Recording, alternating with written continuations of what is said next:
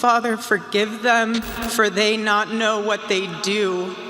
That young man, I forgive him.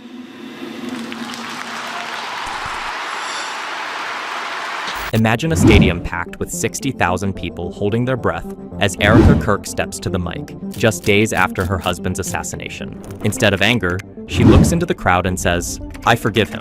In that instant, silence turned to shock, grief turned to revival, and what could have been chaos became one of the most powerful spiritual moments in decades, leaving even Trump, Tucker, and the entire nation stunned. The moment Erika Kirk took the stage, you could feel the tension. Everyone was expecting tears, anger, maybe even a call for vengeance, but she shocked everyone with something else entirely. She started by saying Charlie's mission was to save young men like the very one who killed him. Then she dropped the line that froze the stadium. That young man, I forgive him. Because that's what Christ did, and that's what Charlie would do. I forgive him because it was what Christ did. The answer to hate is not hate. The answer we know from the gospel is love, and always love. Think about that. A woman standing just feet away from a massive portrait of her late husband, murdered in cold blood, and she chooses forgiveness over fury. People describe the atmosphere as surreal. Imagine 60,000 people sitting in pin-drop silence, straining to hear her whispering into the mic. Even the applause that followed wasn't rowdy. It was almost reverent, like the entire stadium understood they just witnessed history. And here's where it gets even crazier. Erika didn't just forgive. She told the crowd the answer to hate is not more hate, but love. Love for enemies. Love for those who persecute you. That's the exact opposite of what most widows would feel in that moment, which is why so many people watching said they couldn't believe their ears. Now, you'd think a crowd that size, tens of thousands of grieving supporters, would explode with anger. But nope, it was like time stopped. People say you could hear a pin drop. Even folks sitting in the very back rows were whispering, "Did she just say what I think she said?" He would go through his contact list and send Bible verses for the day.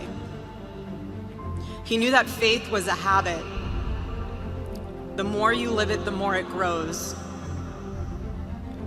But know this too.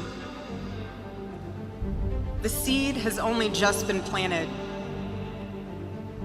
The enemy will tempt you the most in a time like this one. God will always be there for you, but you must choose to mark your soul again and again in the direction of Christ. Then came the eruption, applause, tears, and hugs breaking out in the aisles. For many, Erika's words turned a funeral into what they called a revival. Instead of riots, violence, or protests, people were cracking open Bibles, praying for the first time in years, and even flooding local churches. Some commentators claimed they saw more public displays of faith in those 10 days than in the last decade combined. And here's the thing, audiences online reacted just as intensely. Clips of her forgiveness speech went viral, shared across platforms from Blaze TV to X to TikTok.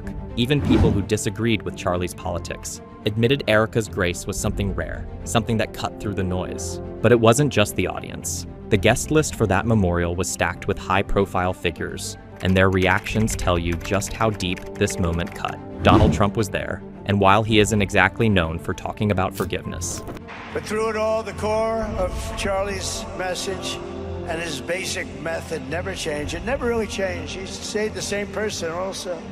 At every campus event, Charlie asked the people who disagreed with him to come forward, and instead of silencing them, he handed them a microphone and let them speak.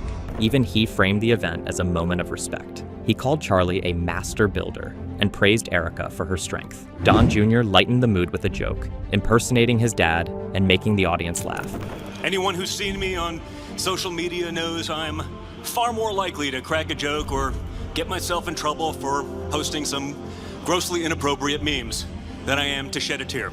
He also praised Erika for bringing unity when rage could have taken over. Now, in the face of unthinkable loss, Erika has shown extraordinary courage. Not only as a mother, but in stepping forward to carry on Charlie's mission as the CEO of Turning Point USA. Tucker Carlson opened with a biblical story, connecting Charlie's assassination to how truth-tellers throughout history have been silenced. But when Erika spoke, Tucker's message about martyrdom suddenly hit harder. He starts doing the worst thing that you can do, which is telling the truth about people. and they hate it, and they just go bonkers. They hate it, and they become obsessed with making him stop. This guy's got to stop talking.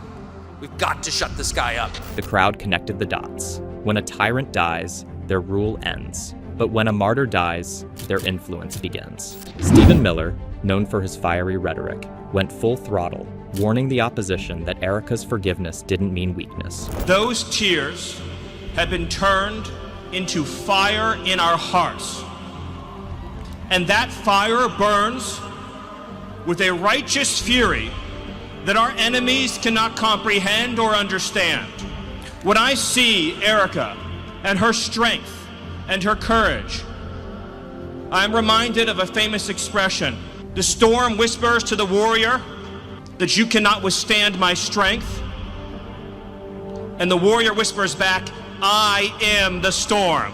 Instead, he framed it as strength that would only fuel their cause even more. J.D. Vance, the vice president, almost broke down remembering his conversations with Charlie just weeks before. They tried to silence my friend Charlie Kirk. They tried to silence our dear friend Charlie Kirk. And today, tonight, we speak with Charlie and for Charlie louder than ever. He admitted he didn't know who to call for advice anymore, underscoring the personal loss behind the politics. Even Christian leaders like Frank Turek emphasized Erika's words as Christ-like, saying they embodied the very gospel message of forgiveness and love. So yeah, this wasn't just a widow giving a speech. It was a turning point moment for the entire conservative movement, with every celebrity in that stadium reacting in real time. The media didn't miss a beat. Outlets across the spectrum ran Erika's forgiveness speech on loop. Some painted it as saint-like, others questioned whether it was too soon, but no one could ignore it. Commentators described the entire service less like a memorial and more like a revival. People compared it to old-school church awakenings, long services filled with preaching, prayer, and worship.